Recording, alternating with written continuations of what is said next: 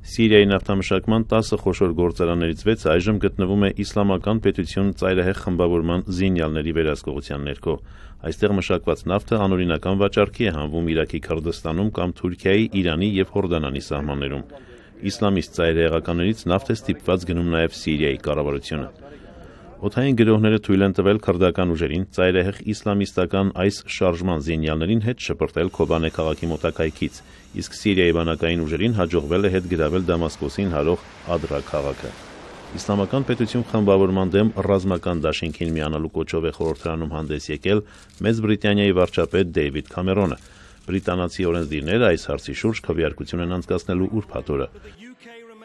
Վարչապետ Քամերոնի խոսքերով Իսլամական պետությունը հստակ սպառնալիք է իր երկրի համար, այժմ ասում է նա, կա դրան պարտության մատնելու համապարփակ ռազմավարություն։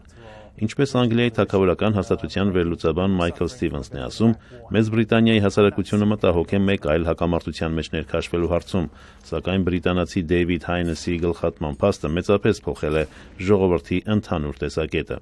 Ուրեմն հարց է, թե արդյոք Իսլամական պետությունը մարդկանց ցուցադրաբար գլխատելով գործում է հօգուտ, թե ընդդեմ իրեն։ Մյուս հարցին պիտի պատասխան տա Արևմուտքը, ասում է King's College-ի դասախոսներից Քրեյգ Լարքինը։ Հարցը հետևյալն է. հիմա ինչ պիտի արվի։ Նրա կարծիքով, չնայած նրան, որ Իսլամական պետության առաջխաղացումն արդեն կկասեցվի, այդ ուժի դեմ անհնար է կռվել որպես սովորական զորքի, դրան լիովին պարտության մատնելու համար ի վերջո անհրաժեշտ են լինելու Արևմուտքի ցամաքային ուժերը։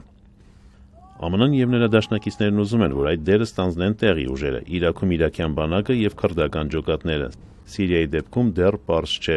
իսկ ինչպես Մայքլ Սթիվենսն է ասում, քանի դեռ պարզ չէ երկարաժամկետ ռազմավարությունը, թե ում հետ է հարկավոր աշխատել Իսլամական պետության տապալումից հետո,